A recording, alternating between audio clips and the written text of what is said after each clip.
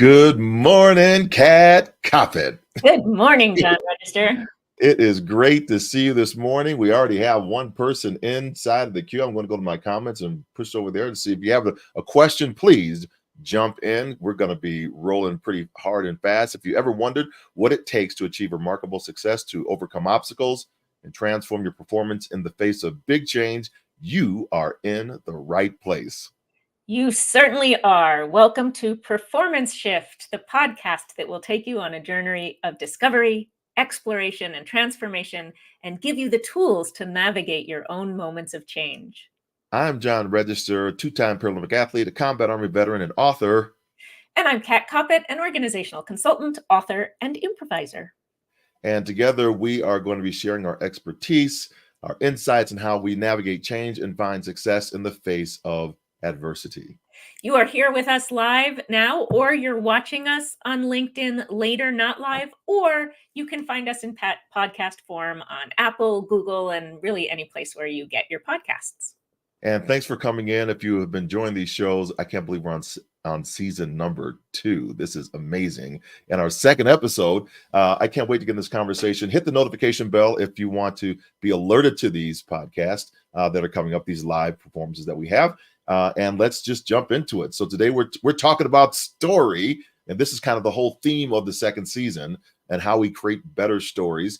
We're discussing the stories we tell ourselves, about our circumstances, about our past and our future, and how that actually can move us forward. So as we're thinking about this, Kat, what's kind of comes up for you just in the generic sense of story? Well, last time we talked a lot about the power of story generally and levels of story and just why we've devoted a whole season to story. And the bottom line there is, I think, at least for us at Koppett, that story is meaning, as the cognitive psychologist Jerome Bruner says. We quote him all the time as saying that. Or put in other words, we are storytelling creatures. And the way we interact with the world and make sense of the world and make decisions and view ourselves and other people is really through the act of storytelling. Mm-hmm. So today we thought we'd focus in on those very specific stories that we tell ourselves about our identity, about our circumstances, about what we imagine is going to happen, or what we think defines us from our past, but the sort of where we are the teller and the listener inside our own heads.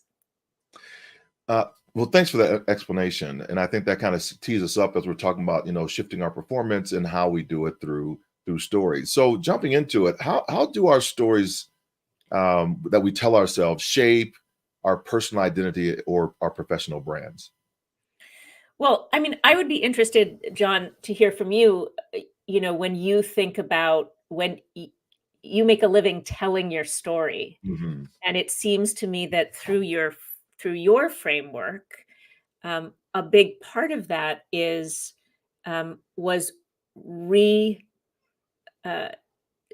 coming up with new stories about who you were and how you viewed your circumstances. Yeah. So I'd sort of be curious how it lands for you, this idea of how our stories shape our identity, because you're such a, example. Yeah, thanks for that. It's such a growth process, right? As you say, as we're moving through stories, they kind of go deeper. It's like, Shrek. Shrek says, ogres are like onions, lots of layers. I love that line.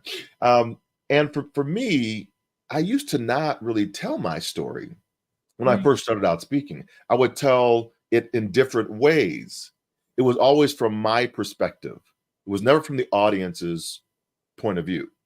I was always thinking about, they don't want to hear this, so let me just take that out today and then try to insert this piece of the story in. And for those that don't know, that are new to me, I was a world-class athlete.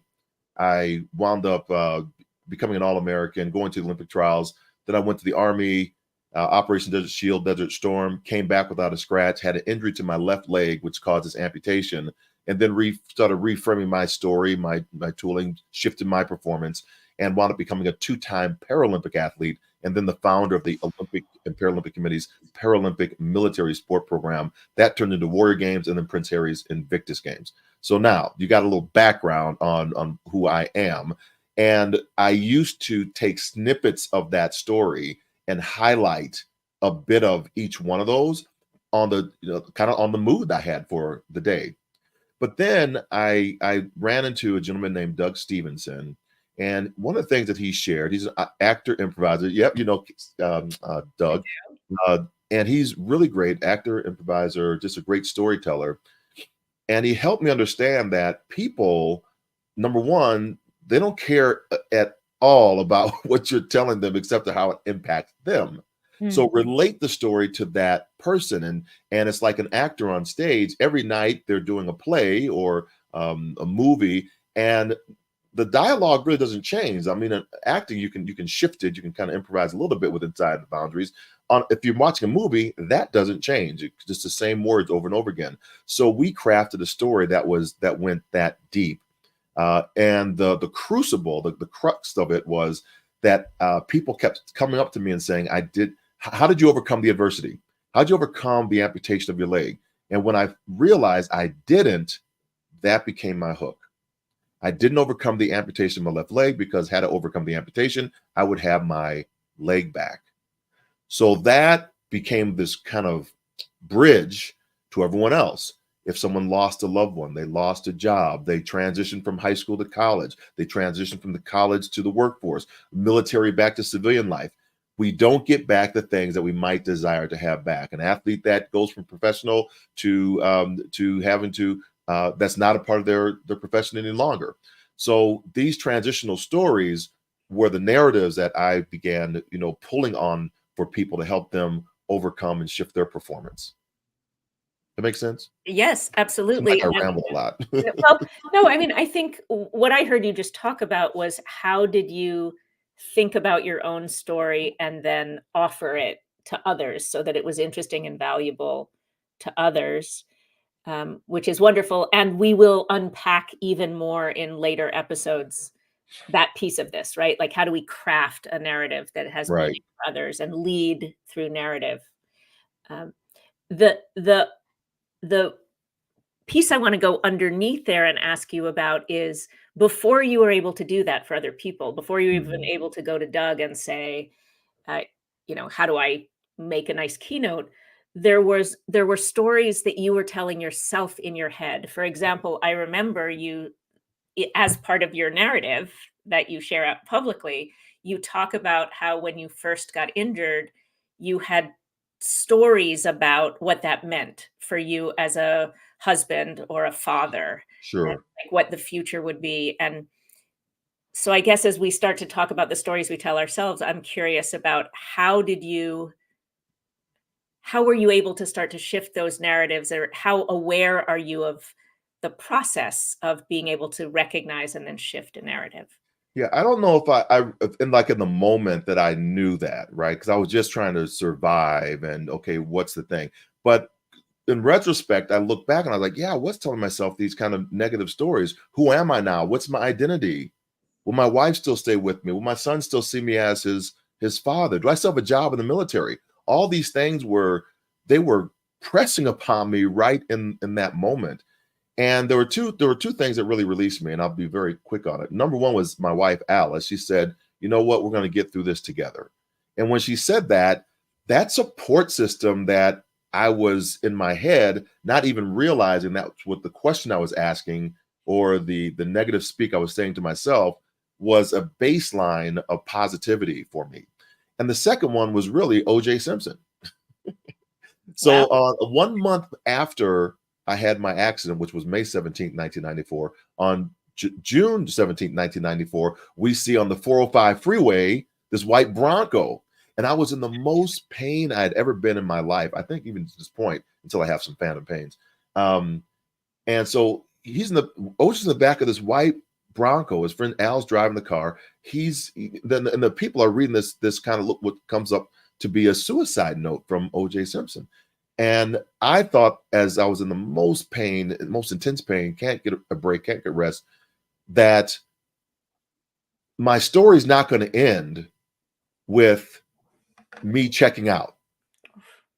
It was and I knew it was going to get worse before it got better. But the story I was going to tell myself was, I'm going to look for the end of the tunnel, right? I'm going to keep on going. I can't see it. Maybe there's some bends and curves in there where I cannot see the daylight, but daylight's coming. And we can go home, you know. Well, you're being sort of sheepish about it, but I mean, that's the perfect example, right? Somehow, Yeah, some way, without even knowing you were doing it consciously, you are able to tell a story to yourself about, even in this terrible moment when it seems the darkest and I'm in, all I want is out, that right, isn't going to be the end of the story, that somewhere that there's a happily ever after here, or there's a happy ending. And so I'm going to get through the dark place. right. It will be okay. I have a friend who just got a sort of scary health diagnosis, Mm, and um, what I can feel for myself is that I'm sort of more concerned about the stories she's telling about that diagnosis, like, oh, my life is over, it's going to be terrible forever, I'm gonna, than I am actually about the diagnosis. That's easy for me. It's not my diagnosis. right. Um, but I hold it. My mother was diagnosed with breast cancer in the 70s, in Mm, her early 40s. So that was, it was pretty scary in the 70s. And she just never had a story that was other than, I'm going to be fine. And she was. And I'm not saying that because she had that story, she ended up okay. But she certainly suffered less. And she was able to sort of manage what she needed to do, because, as you were just saying, she had some kind of trust in the story eventually resolving in a positive way. Um, so that's what I guess that's what I'm saying. I wish for my friend. And as we talk about this topic, um, I'm curious about what are the steps of that? How do we recognize what the stories are, the ambient narratives in our brain about ourselves, about other people, about our circumstance? And then what can we do? And I think you probably have some wisdom about this, to shift mhm. our framework or our way of seeing. Yeah, one of the things that, and in my kind of simple thinking about the whole process is, we come up with this point of reckoning, right? There's we realize that the story that we're telling ourselves isn't serving us in the best way. And sometimes when we're realizing it, it might be somebody else that's telling it to us and we don't hear it. But Mm. at some point it clicks and said, you know what, this narrative I'm saying is not working. Um, I'm always in a funk. I'm always going down a downward spiral. And so we have to, again, I think, our colleague, Dr. Martin Seligman, talks about it in positive psychology as learned helplessness. Mhm. And so we have to shift that, and we begin to look at, okay, if I can tell myself this negative story, I can also tell myself a positive story, because both haven't really happened. They're just stories, They're right? just stories. So I can change the narrative of the story. And so once I realize that, that's, I believe, is like the first hurdle. We begin reframing, revisioning on what that is like. And then, to your point and your question, then we have to make a commitment to say, this is the direction I'm going to go instead of the other direction. And that is, I think, a point of, was it demarcation? Is that the right word for that? Yeah, We, sure. we, we stop that negative narrative and we kind of crumble it up, throw it away, burn it up, whatever we have to do, throw it in a wastebasket. And we're not going to think about those. We're only going to do the positive affirmations in the morning, because we have all kind of negative stuff. I go through a whole ritual in the morning. That's like 5 things that I do that sets my mind for the day, for the stories I'm going to tell myself, to shift my performance all throughout the day. Do you want to share what those things are? Yeah, so if I get up in the morning, our church has a prayer call. So it's 15 minutes. I get on, I listen to that. So it's all positive. We're always, praying for other individuals and people. The second thing I do is I listen to kind of this Bible study, and it puts my mind in the framework. Okay, how can I be of service to others in this day? The third thing I do is I go for a swim in the morning. I go to have local high school. I go down to swim, and I do about a mile swim in the morning. And I come back, and then I go through Think and Grow Rich. So I write down an affirmation. So from Napoleon Hill's, and I just do this. I write this affirmation out in the morning time. And when I write it, what happens? It works for me because when I write it, I begin to have all these other ideas that come. And some of those are things I want to accomplish during the day. And I write that on a separate pad. So when I'm writing it out, I also have time and space to write something else. Yeah. So that's that's the first 5 things I set myself in the morning. Every morning, pretty much every morning, I do it pretty religiously because that just puts myself in the mindset. And then the day just kind of just whizzes by because I know I've done that. Beautiful. Yeah. I think I may have mentioned on the podcast before that sometime at the beginning of COVID, I accidentally started a meditation practice. And now it's, however many years later, and I've been doing it at least a couple times a week, gone on a couple of silent retreats. And I feel like it serves the same purpose in the morning to sort of set and to set my framework. And what's interesting about that practice is it's explicitly about, in some ways, well, there's sort of two ways that it goes. There's metta meditation, which is sort of a kindness practice where you think about yourself and other people and the world at large and wish them well, which is sort of similar to your prayer circle. And then there's just mindfulness meditation. And what's interesting about that is just a practice of observing and detaching a little bit. These are probably not the right words. Forgive me, meditation teachers, but separating oneself from the thoughts and stories that, if you're anything like me, are just whizzing in your head all the time. So there's something about just being able to, one image is like be behind the waterfall of the thoughts, but just recognize that the thoughts, or as we're calling them, the stories, aren't us. They're just thoughts and stories. They're not reality. Gives you then an opportunity to make choices about, as you were saying, what story do I want to engage with? What's useful to me? Yeah. And good for the world. Yeah. I'd be interested and curious to know, when you're working like with your teams and you just came back from working with a very large company but in the large company you work with these smaller teams. Yeah. How do you get them around the narrative so that they collectively come together for a collective story? Yeah. Virtually everything we do on some level is connected to this idea of recognizing your individual and collective stories and then being intentional about communicating, as you were saying, being intentional about what is the story that I want to offer to other people. So this last workshop that we did, we were working with individuals around picking something they were passionate about or a place where they wanted to have more influence, and then crafting the narrative that they could share that would have meaning for their audience. And I'm sure we'll talk about that even more in a later episode.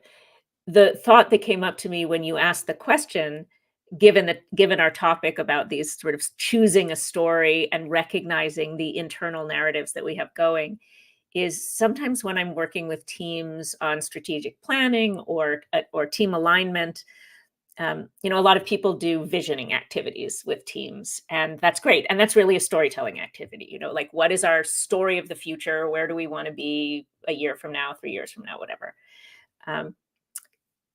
I've had a lot of success having that be only half the activity. So, and sometimes I'll do it visually. So I'll say, okay, on this flip chart or whiteboard, I want you all to draw a picture of your vision. Where would you like to be a year from now?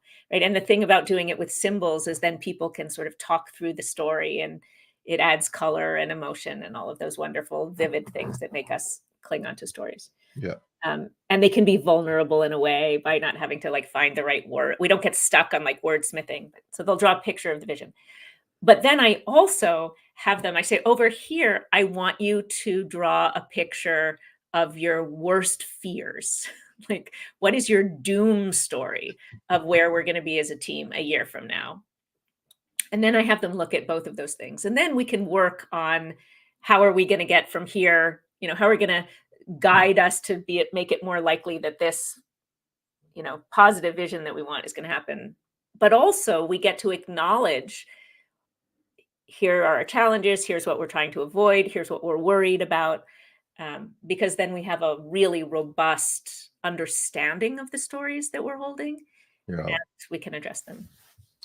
I like that, the juxtaposition. I would just have a stick person, yelling, Yeah, "Ah!" yeah, it does exactly right. Like right, Yeah.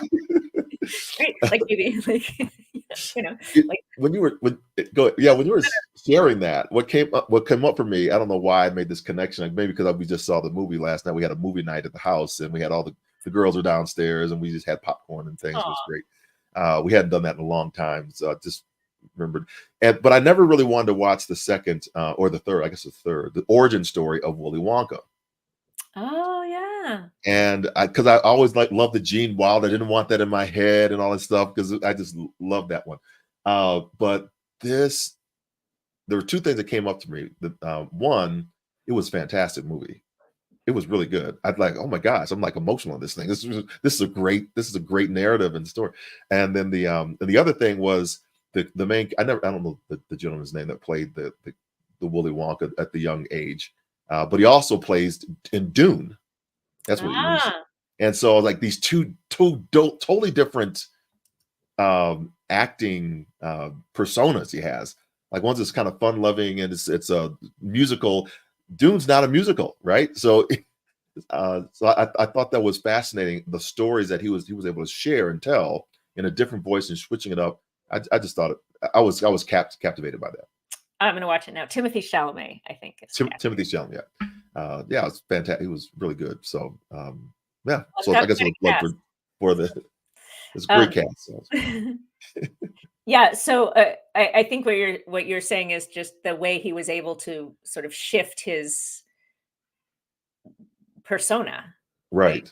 Right, right. This is my biggest soapbox these days. I'm sort of on a crusade. You probably heard me say it before, against personality type indicators. Like Myers Briggs or DISC, those Mhm. personality assessments, and um, the there are a couple of reasons. One is I don't think they're actually very accurate. Like, there's not a lot of legitimacy to them if you unpack them. But even more importantly, because some instruments are more valid than others, um, it feels to me like it reifies our Mm. stories about ourselves. Like it limits us, not just the way we see other people and that we tend to label and Yeah, introduce bias, with just new language. But even more importantly, we limit ourselves. So if I have a story of like, oh, I'm the friendly, personable one, but I'm a little disorganized, then it's just that barrier to being organized. Like, as opposed to just saying, right now, I'm going to act as if I'm the organized one, right, or, right. here's what I want to do. And so I think the it's valuable to be able to not get stuck on a Mhm. personal identity narrative that's too rigid. Yeah, yeah, yeah, for sure. Um, yeah, I always want to just play. That's why I think these conversations that we have every Saturday morning have been just fantastic because we just get to play Yeah. and expand without any boundaries. So So yeah, shall we play? yeah. Let's play. So I have this activity. I hope it counts as playing, which is really pretty straightforward in terms of what we've been talking about. And we do this with a lot of the folks that we coach, especially if they're nervous about sharing their story, for example. So here's the activity. We're going to share, maybe we'll go back and forth a few times. A, a story that we have in our head, also sometimes it's called self talk, right? That is not helpful. Usually it's, we can have wonderful talk in our head that tells us how brilliant we are. Sometimes that's not helpful. Usually it's kind of beating us down or telling us Mhm. something negative. So we're going to name that. Then we're going to, yay. Then we're going to, thank you, Apple. Then we're going to reframe that story, that little story, in a new way. But I don't want us to do it in a sort of hyper positive affirmation way, Mm. if we're not going to believe that. I want us Yeah. to reframe it as a realistic thing that we could actually believe. So I'll give you an example. So um, we're here on the podcast, right? Maybe the thought in my head is there are literally a billion podcasts in the world. I have nothing unique or valuable to offer, right? Could be the thought in my head. So the first step is to recognize that I'm having that thought. If you're doing this at home, maybe even taking a moment to write down that thought so Mhm. that you separate yourself, sort of stepping behind the waterfall. And then together, you and I can sort of help brainstorm what are some things that I might believe that are true that um, that are more helpful than that to me in terms of the story I'm telling. So I'm not going to say, I'm the most brilliant podcaster in the entire world. Everybody's going to listen to me more than they're going to listen to Brene Brown. That's not what I'm talking. Like, what is the actual thing I can believe? And it might be something like,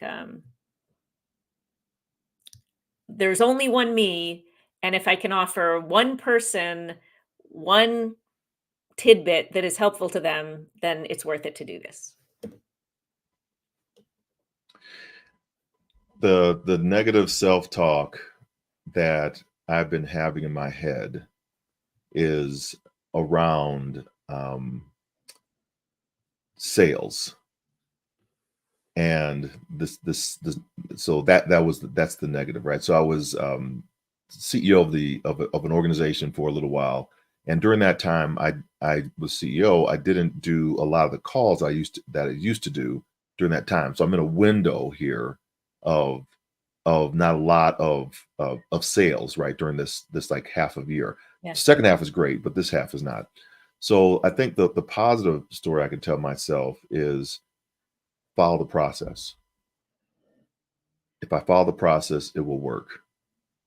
Right. Because it's worked in the past, it will work now. It's a numbers game.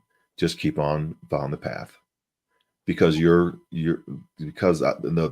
light at the end of the tunnel is I am designed, I believe, to just always breathe life. So continue to breathing life into other individuals, Great. and it'll work. Yeah.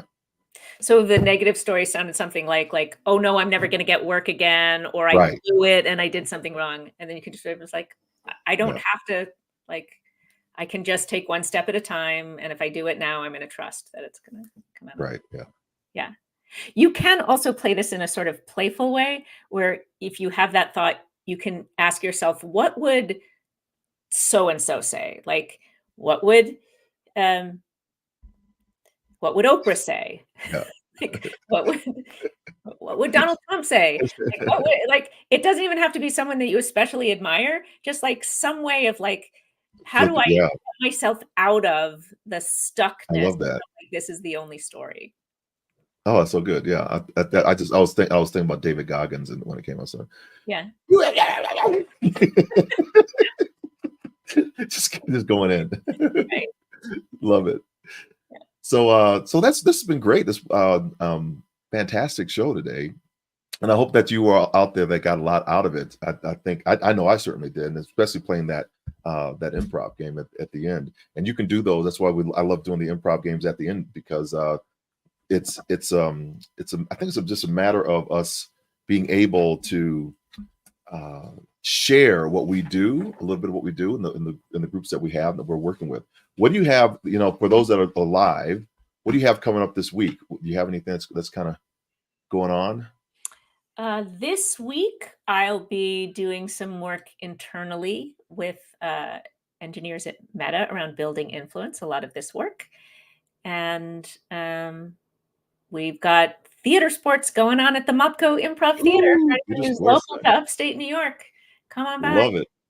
Oh, that's great. I'll be in North Carolina. I'm going to be doing an event there with an IT group, IT government group. Did a lot of them last year. They're fantastic group. So I can't wait to get there to Raleigh, North Carolina. And then we're trying something new. We're going to try to do at the same time, a day before, excuse me, we're going to do a speaker showcase. So just a group of folks said, "Hey, why don't we just do this?" And I said, "Okay, let's jump in." Amazing. So I can't wait to do that. And so I put up here on the banner, connect with Kat at Koppett.com. So just make sure that you are following her there. She has a book out called Training to Imagine by Kat Koppett. But what's the other one? I was trying to put the second book coming out probably mid-April, The Facilitation Advantage. The Facilitation Advantage. A whole chapter on storytelling, but also a whole chapter on self-talk and managing your stories. Absolutely. So thank you for that. And then for me, you can connect with me here at johnregister.com. And then I have a book out that's called 10 Power Stories to Impacting Your Leader, Journey Your Way to Leadership Success. Every Sunday morning at 8 o'clock Eastern time, I'm going chapter by chapter, just on the author's perspective. I'm not reading chapters. I'm just saying, here's what I was thinking about when I wrote the chapter. So look for that, and I'll be on tomorrow morning as well. Today's episode, we're talking about the stories that we're telling ourselves, and then the next show we're going to be on March the 30th, right, at 9:30. And Stories in Transition will be the next thing we're going to be speaking about there. Yeah, you like that? Yeah, I had it all ready to go today. So we have some comments that just came in from Wesley. Let's see here. And Brandon Barco, right? What's LB mentor? I'm not sure what that says right there. I think he's trying to get us to get barcodes on our. Gotcha.